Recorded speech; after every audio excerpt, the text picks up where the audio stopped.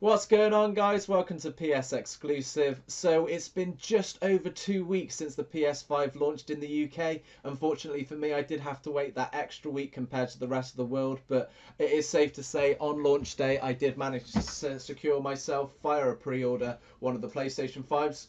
Jesus, this box is so big I can't actually fit it in frame. So if I lean back, there we go. So you got the PlayStation 5. So today I'm going to be going over the likes, the things that I really like, and the few sort of hiccups that I've had in the past 2 weeks.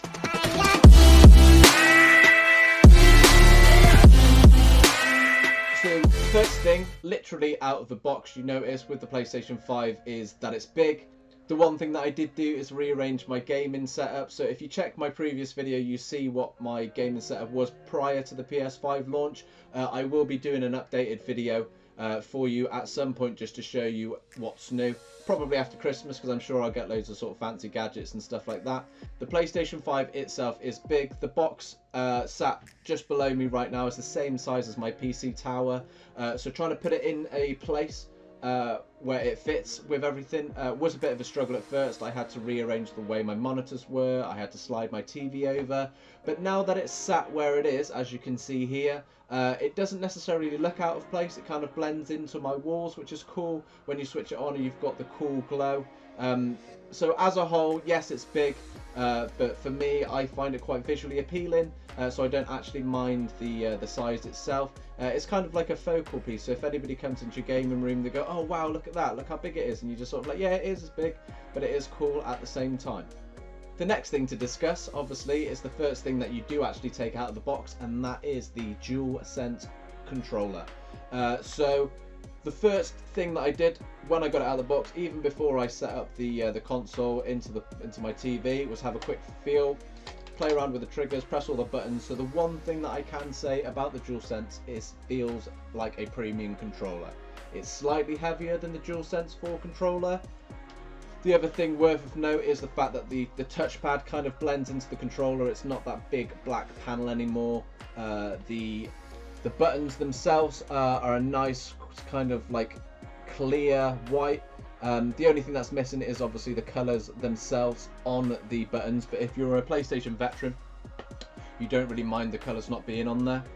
The first thing that you get after you've gone through the rigmarole of setting up your PlayStation account, all the day one updates, the patches, there's an update for the controller itself, which is I'm not used to, is you have Astro's Playroom pre-installed onto your PlayStation 5. So that's incredible.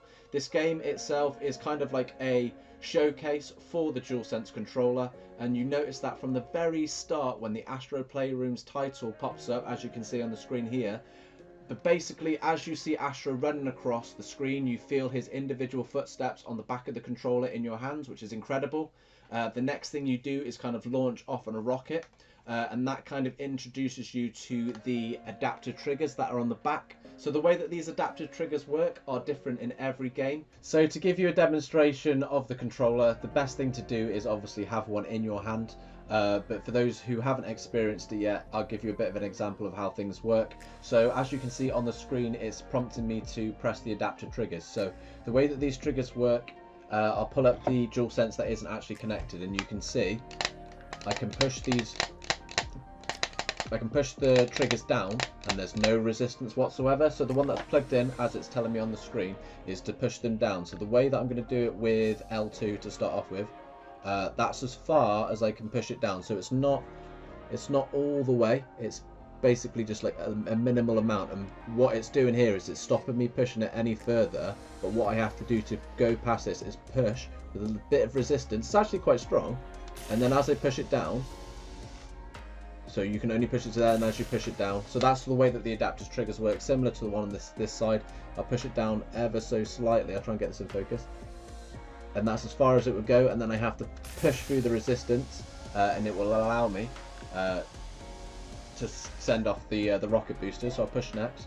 The touchpad, as I mentioned before, is similar to the one on the PlayStation 4, but this time it's obviously just white, so it kind of blends in with the controller, but it's a lot more responsive than before. So what I'll try and do is right PSX, there we go, maybe a bit of a love heart as well. So it's very responsive. And the next thing that you've got inside the controller itself is a motion control. So as you can see on the screen, it's flat.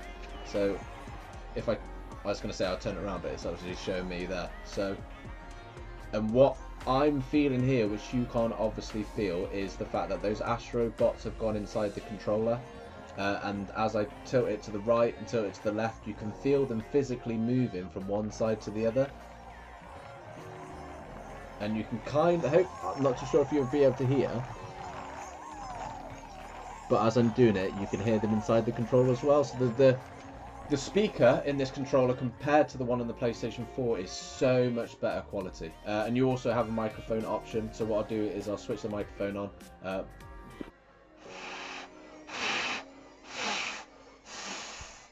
Blow into it, and you've got added extras there. So the next thing I want to discuss is games themselves. So I did get myself an Xbox Series S as well. I didn't manage to secure an X because there weren't any in stock, but I did get the S. I am a PlayStation gamer, as you can see behind me, the massive backlog of PS4 games. Some of them I've yet to play, but I will be getting around to them at some point on the PS5. The main reason I bought the Xbox is just for the Xbox exclusives. I didn't really get to play through Halo on the Xbox One. I did play Gears 4, but I didn't play Gears 5. But it's safe to say, since the PlayStation came out, it has been collecting dust. We have got it set up in our bedroom as a dedicated Netflix player, so that's fine. But games themselves on the PlayStation 5, what did I get at launch? Well, this is the stack of games that I picked up. So I'll go through in the order that I've got them in my hands. It's just easier. So I picked up Watch Dogs Legion. I also picked up Spider-Man Miles Morales. So this is a reversible cover. The reason why it looks probably slightly different to what you've seen it is that's the main cover, but the fact that it's reversible just looked really cool. The next game is Sackboy's Big Adventure, Assassin's Creed Valhalla, Throw Your Controller at the Wall, and Dirt 5. So I thought I'd get a variance of games. The few games that I was going to pick up that I decided not to was Godfall. Didn't really want to pick that game up for 70 quid, just because the reviews were a bit iffy. There's a few other games that I'm hoping to get for Christmas. Is Planet Coaster, I think it's called. I may get Phoenix Immortals Phoenix Rising, sorry, and Cyberpunk is a yes or no for me just as of yet, just because there is no next gen version coming at launch. So what have I spent my most time with so far? So I started off playing Spider-Man Miles Morales, and I've yet to complete that, but I have soaked a few hours into that. There will be a review coming up shortly on this channel, so check that one out. I've delved a lot into Demon Souls, being a massive Souls-like fan. I've got the Platinum for Bloodborne, I've got the Platinum for the Dark Souls games, so I thought I'd give Demon Souls a try, having not played it since the PS3 era. And so far so good, the graphics are incredible. The game that I put the most into, time-wise, is Assassin's Creed Valhalla. You can kind of see just behind me the boxes, the Assassin's Creed boxes, but if you checked out my gaming room setup, you can see that I've got all the Assassin's Creed collector's editions.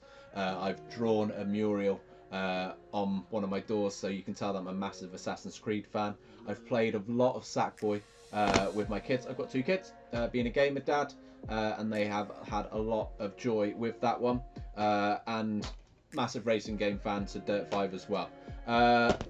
One thing I do want to discuss is it worth purchasing the PS5 now? So personally for myself, I've seen a massive upgrade going from the PS5 launch model. I never bought a PS4 Pro. I didn't necessarily want to invest a little bit more money in that slight increment upgrade, knowing the fact that the PlayStation 5 was coming out. So for me, I'm playing on a 45-inch TV, I think it is. It's like a 45 or 50-inch 4K TV. And I definitely noticed the difference. The one main thing that you notice is the load times, as you can see here specifically with Spider-Man Miles Morales.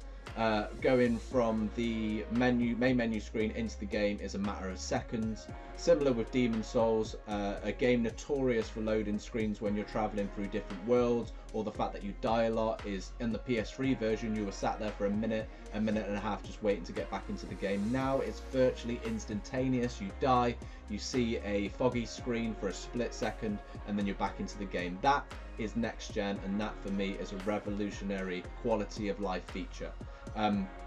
I have tried several PS4 games on my PS5, including The Crew 2 being one of them, mainly due to the fact that I had one trophy left for the Platinum before getting the PS5, and the visual upgrade on that alone with the frame rates is just incredible. I loaded up God of War for the first time the other day just to see it in 4K, and that visually still holds up to some of the next gen titles that I've just shown you. So getting on to Hiccups. What hiccups have I had? So there are several that I do want to mention. One, firstly, that I noticed is being the way that you put discs into the PlayStation 5. So if you've got your PlayStation 5 set up in a vertical orientation, naturally being right-handed, the way that you slip your disc into the console, as you can see now, taking them out of the box, putting them into the console is very, very awkward. If you've got your console in a horizontal position, this isn't going to be an issue because it's the same way you've done it across all the generations of the PlayStation. That's something you get used to. I just thought it was a bit weird when I first loaded the PlayStation up and put a disc in. Secondly, there's some strange issue which I'm not too sure if it has been updated via a firmware update yet, but the fact that when you put a disc into your console, it gives you the option to copy. A button physically comes up on the screen and you have the option to click it. Alternatively, you can just put the disc into the game and it would naturally go through the motions and allow you to install the game. The one hiccup we have found, and I have searched Reddit for this, and other people have confirmed that they've had the same problem, that if you preempt the copy process, so you put a disc in, you click the copy button, which you would naturally assume that you do, not being told otherwise, it will go through the motions, it will install the game, all the patches that are ready to sort of set up, you will play the game absolutely fine. But when you come to remove the disc from your PlayStation 5, the game just deletes itself. It happened to me on Spider-Man Miles Morales on the first day, it happened to me twice on Watch Dogs Legion without realising what was going on, and it also happened to me on Sackboy A Big Adventure as well. So without knowing this, not being told, how would you know what was going on? You would have thought there'd be a problem with the PlayStation. Obviously scouring the forums on Reddit, I noticed that this was a common issue. So if you are still having this problem, it has not been patched. I have not searched if it's been patched yet, just due to the fact that I have all of my PlayStation 5 games installed on my hard drive now. Put the disc in and be patient. It does take about a minute for it to kick in with the download and the install process, but if you just give it a bit of time, everything should be fine.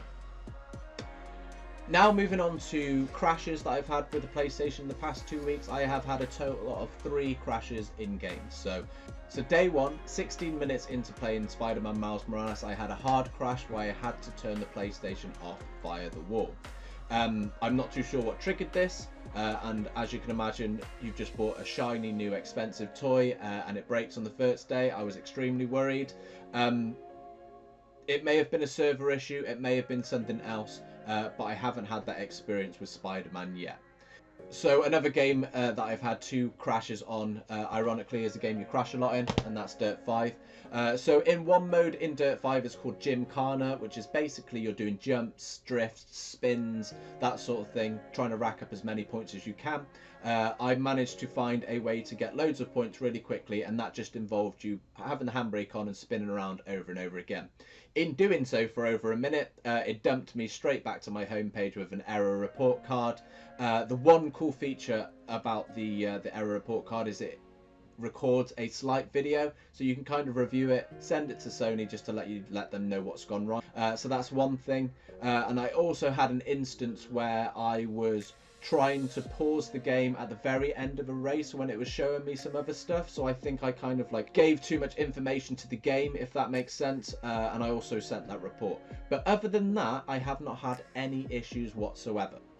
Another thing worth of note is the sound, or the lack thereof, of the PlayStation 5. So when you first put a disc into your PlayStation 5, it will spin, it will whir up, it will read the data, and it will install, and you've got a sound there, obviously with the disc starting up. Around about 10 seconds of that and everything goes quiet again.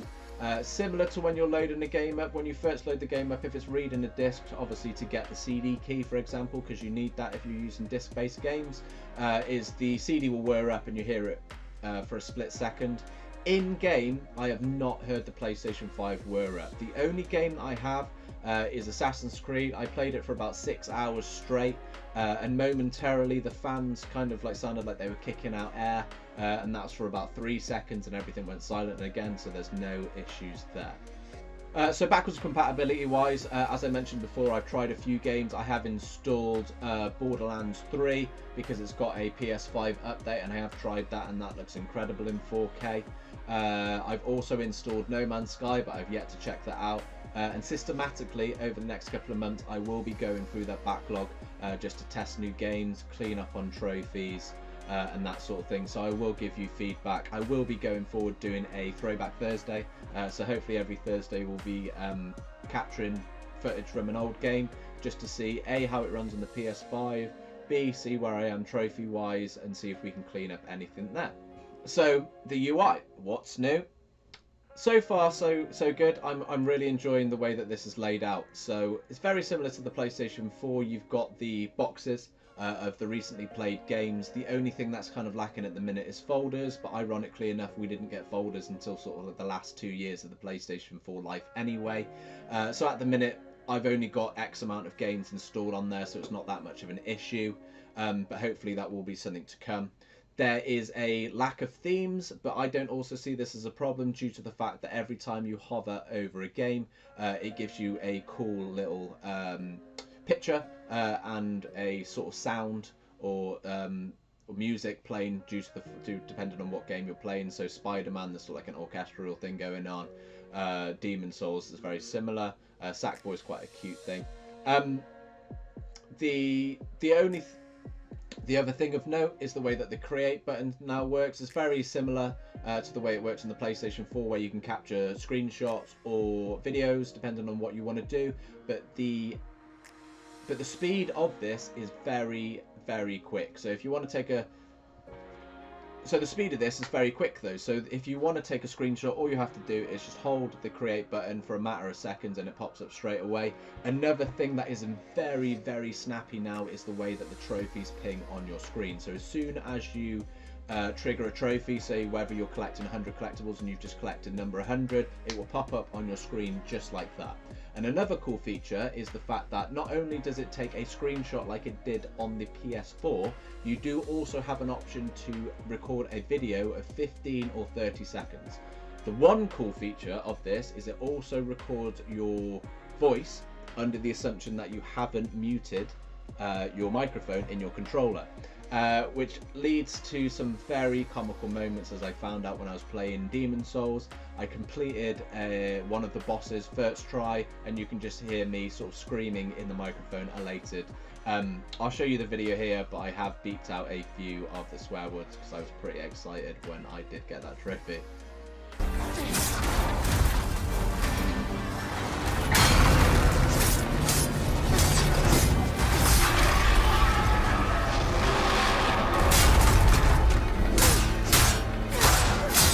Come on, Frank! That's Tron, motherfucker!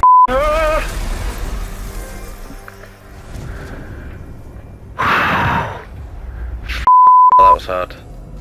Trophies themselves are listed in your profile. The one thing that I do not like about the way that this is done, being a trophy hunter myself, is the fact that they are laid out individually. They are laid out trophy by trophy in a large square, and you have to scroll across them. You can't list them down, you can't list them small. And another thing is, if you want to access the information about the hidden trophies, there is one extra step. So on the PlayStation 4, you pulled up the hidden trophy, you press square and it showed you the information. This time you have to pull up the hidden trophy, press start, go down to show information. It's just one extra step. I don't know why they did that. Other than that, the thing that they have added, which is an incredible, blissful thing, especially if you're a trophy hunter, on those stupid games where you have to collect 100 things or upwards, is the fact that those specific trophies, if they're not spoiler related, do have a percentage attached to them. So say you have to collect 200 items and you've collected 20 of them, it will show you a percentage showing that.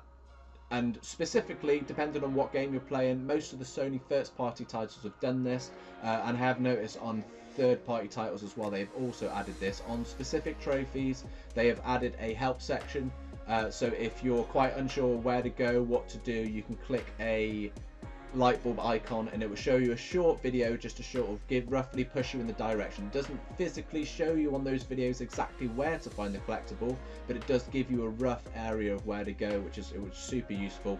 I used that doing the last couple of trophies on Astro Playroom, which I am happy to say is my first PlayStation Platinum. My next one's probably going to be Spider-Man Miles Morales, just because Assassin's Creed is about 100 hours long and I'm not too sure how long that's going to take me. So overall positive. I've only had a few issues. Obviously there's other things I could have covered, but you've probably seen them elsewhere. The main thing that I'm enjoying so far is the 4K graphics, the 60 frames per second, the option to choose between frame rate versus visuals. I'm mainly going for the visuals because it's one thing that I've not experienced is that 4K gaming. And there's going to be loads of games to come. We've got Cyberpunk, we've got Far Cry 6, obviously we've got Immortals Phoenix Rising coming up, we've got Hitman 3, and there's loads of other launch games which I've yet to buy. So hopefully in a couple of months we can revisit this and go through all the other titles, but I will be posting reviews of every game that I've played so far, and like I mentioned, we'll be doing that Throwback Thursday. So if you do have any games that you want me to play backwards compatible, current titles, free to play games that you want to see, drop them in the comments and let me know what you want to see.